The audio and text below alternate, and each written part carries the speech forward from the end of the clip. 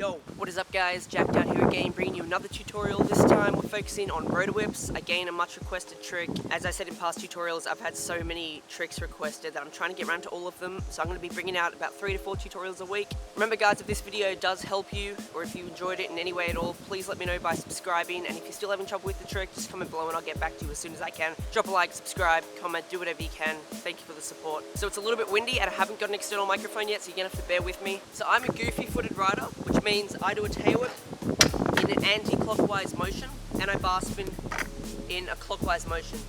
And if you do those two tricks at the same time, it creates that rotor effect, hence the name the rotor whip. A lot of people get the rotor whip and the foot whip mixed up with each other, so if you want to go find out the difference between those two, go check out my foot whip tutorial that I uploaded a couple of days ago. That being said, let's get into the rotor whip. Before trying this trick, you want to make sure that you have tail whips and bar spins down as good as you can. You want to be able to do them go after go. And you want to be able to catch your tail whips. Your bar spins, you need to be able to catch them in the air. For the rotor whip, you want to go about your tail whip as you usually do, although spin it a little slower than usual, okay? If you usually tail whip this fast, you want to be tail whipping a little bit slower, around this speed. You want to do more of like a floating tail whip rather than like a really fast tail whip. You want to do something that's more kind of floaty, okay? But still try and catch the deck at the same time. I usually kick my tail whip with my right foot, which is my front foot forward. But for some reason, this trick is just a lot easier to kick with my left foot, which is my back foot. I feel like a rotor whip is controlled a lot with your back foot. As soon as I go to throw a rotor whip, I take my front foot off straight away. The whole trick is guided by your back foot. Let's break the steps down for you right now. So as your foot leaves the deck to kick the tail whip, that's when you want your hand to release. As the tail whip is coming around, just as it's passing over the 180-degree spinning point, which would be right there, that's when you want to throw the bar spin. That is going to allow the bar spin to spin as freely as possible as the deck is coming around to finish its full rotation.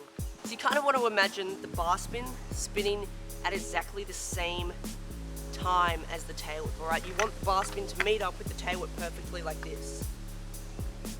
A lot of people think throwing the bar spin late is going to be easy. They think they can just throw a tail whip and then quickly chuck a late bar spin in there. That's the way I originally learned them, but I would not recommend it because in the future, like further down the track when you try and bring that trick to ledges and rails, it's going to be so hard because I find if you go to throw the bar spin right at the end, that's kind of just luck. I mean, if you catch it, then you're very lucky. If you don't, well, that's kind of what you asked for.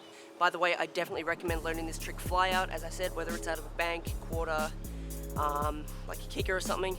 As long as you're launching out of a ramp to learn this trick for your first time, it's probably your best bet. For this trick, you want to be really above and over the scooter. Instead of kind of sitting back like this, you want to be really above it, almost as if you're trying to land at the front end of the deck.